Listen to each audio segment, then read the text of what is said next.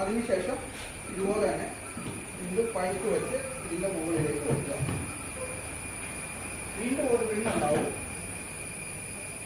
ഇതാണ് ഇതിൻ്റെ മെത്തേഡ്. അപ്പോൾ ഇതൊരു ഫുൾ സെറ്റായി. അപ്പോൾ ഇതാണ് ഇതിൻ്റെ മെത്തേഡ്. എല്ലാവരും ശ്രദ്ധിക്കുക.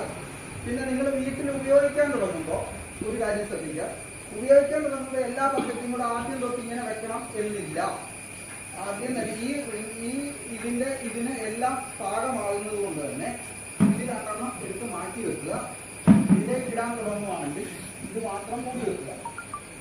ഇത് നിറഞ്ഞതിന് ശേഷം മാത്രം